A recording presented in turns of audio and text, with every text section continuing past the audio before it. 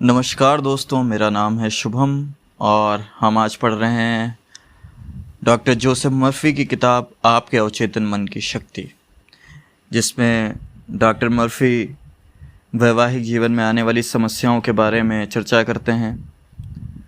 खासकर जो तलाक की प्रथा बहुत तेज़ी से हमारे देश में फैल रही है, इसके पीछे जो कारण हैं और उनके जो निवारण हैं उन पर मर्फी बहुत सारी चर्चाएं करते हैं। हम चाहते हैं आप अंत तक जुड़े रहें, जिससे आपको सोचने के एक नई डायमेंशन मिले।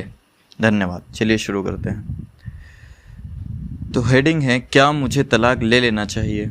ये अक्सर हम लोगों के माइंड में रहता है। तो अब शुरू करते हैं चर्चा। तलाक नितांत व्यक्तिगत सवाल है। इसका कोई ऐसा आम जवाब नहीं है जो सब पर सही बैठता हो। जाहिर है, कुछ मामलों में तो शादी ही नहीं होनी चाहिए थी। दूसरे मामलों में तलाक समस्या का समाधान नहीं है। तलाक एक व्यक्तिगत के लिए सही और दूसरे के लिए गलत हो सकता है। जिस व्यक्ति को तलाक दिया जा रहा है वह झूठी जिंदगी जी रहे कई विवाहित लोगों से ज़्यादा सच्चा और बेहतर हो सकता है। उदाहरण के लिए, एक बार मुझसे एक महिला ने परामर्श लिया। उसका पति उसे मारता पीटता था और नशे की लत के लिए उसके पैसे चुरा लेता था। उस महिला को बचपन से सिखाया गया था कि शादी पवित्र और स्थायी होती है तथा तलाक अनैतिक है। मैंने उसे बताया कि सच्चा विवाह दो दिलों का मेल होता है। अगर दो दिल सामंजस्य, प्रेम और ईमानदारी से एक होते हैं तो यह आदर्श विवाह है। प्रेम करना दिल का पवित्र कर्म है। मेरी बात सुनने के बाद वह जान गई कि उसे क्या करना चाहिए। वह अपने मन में जानती थी कि ऐसा कोई दैवीय नियम नहीं है जो उसे मजबूर करता हो कि वह धौंस में रहे, डांट खाती रहे और पिटती रहे, सिर्फ इसलिए क्योंकि किसी ने एक बार कहा था, आज से तुम दोनों पति पत्नी हो। अगर आप असमंजस में हो कि क्या करना है तो मार्गदर्शन मांगे। जान लें कि हर सवाल का हमेशा कोई ना कोई जवाब होता है और यह आपको मिलेगा। आपकी आत्मा की खामोशी में आपको जो जवाब मिले उस पर अमल करें। यह आपसे शांति में बोलती है। तलाक तक पहुंचना। मैंने एक बार एक युवा दंपत्ति से बात की जो शादी के कुछ महीने बाद ही तलाक ले रहे थे। युवक को लगातार डर सताता रहता था कि उसकी पत्नी उसे छोड़कर चली जाएगी। उसे अस्वीकृति की आशंका थी और वह मानता था कि उसकी पत्नी उसके प्रति वफादार नहीं थी। ये विचार उसे बुरी तरह सताने लगे और उस पर हावी हो गए। उसका मानसिक नज़रिया अलगाव और शंका का था। महिला उसके प्रति उदासीन महसूस करने लगी, लेकिन यह उस पुरुष की भावना का परिणाम था। अलगाव का माहौल पति के अवचेतन मन से संचारित हो रहा था और उसके पीछे के मानसिक पैटर्न के अनुरूप स्थिति या कर्म उत्पन्न कर दिया। यह क्रिया और प्रतिक्रिया, यह कारण और परिणाम का नियम है। विचार क्रिया है जिस पर अवचेतन मन प्रतिक्रिया करता है।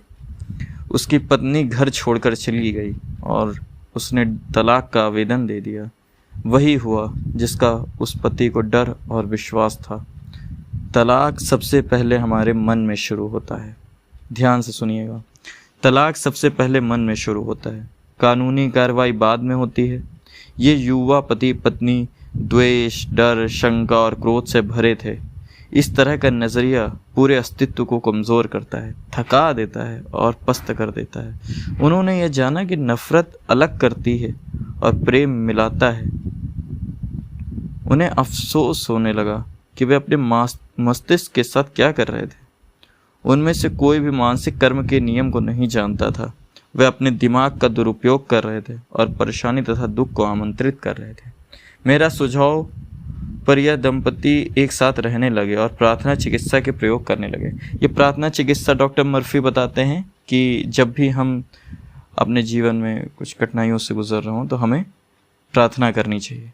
एक शांत माहौल में जाकर हमें प्रेयर करनी चाहिए। तो उसी को उन्होंने बोला प्रार्थना चिकित्सा। वे एक दूसरे के प्रति प्रेम, शांति और सद्भावना जताने लगे। वे एक दूसरे के प्रति सामंजस्य, सेहत, शांति और प्रेम प्रकट करते थे तथा हर रात को बारी बारी से भजन पढ़ते थे। उनकी सच्ची कोशिश और अवचेतन मन को लाभकारी संवेगों से भरने की बदौलत उनका वैवाहिक जीवन हर दिन पहले से ज़्यादा सुंदर होता जा रहा था। चिड़चिड़ी पत्नी। कई बार पत्नी इसलिए चिड़चिड़ाती है क्योंकि उस पर ध्यान नहीं दिया जाता। उसका प्रेम और स्नेह की नैसर्गिक इच्छा ऐसे तरीके से व्यक्त होती है जिससे उसका जीवन साथी उससे और दूर भागने लगता है। अपनी पत्नी पर ध्यान दें, उसकी सराहना करें, उसके कई अच्छे गुणों या बातों की प्रशंसा करें और उसे ऊपर उठाएं। चिड़चिड़ेपन का एक और प्रकार जीवन साथी को किसी खास तरीके से चलाने की इच्छा है। यह जीवन साथी को दूर भगाने का बहुत ही कारगर उपाय है। पति पत्नियों को ध्यान रखना होगा कि वे आक्रामक नहीं बने, ना ही एक दूसरे के छोटे मोटे दोषों या गलतियों की तलाश में जुटे रहें।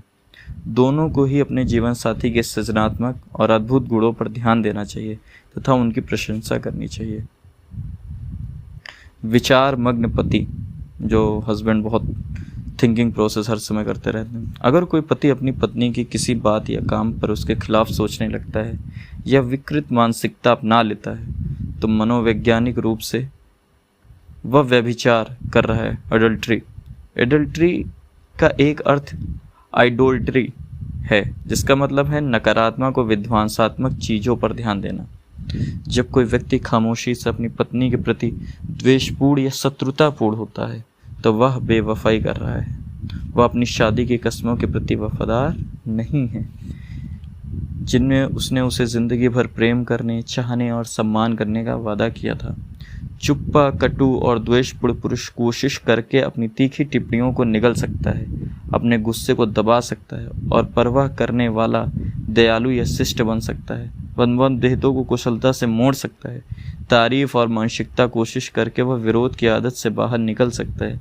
जब वह अपने अवचेतन मन में शांति, सामंजस्य और प्रेम के विचार रखेगा तो वह पाएगा कि उसके न सिर्फ पत्नी बल्कि जीवन में सभी बाकी पर ज़्यादा अच्छे और मधुर संबंध होने लगे हैं। सद्भावनापूर्ण अवस्था अपना लें और अंततः आपको शांति तथा सद्भावना मिल जाएगी।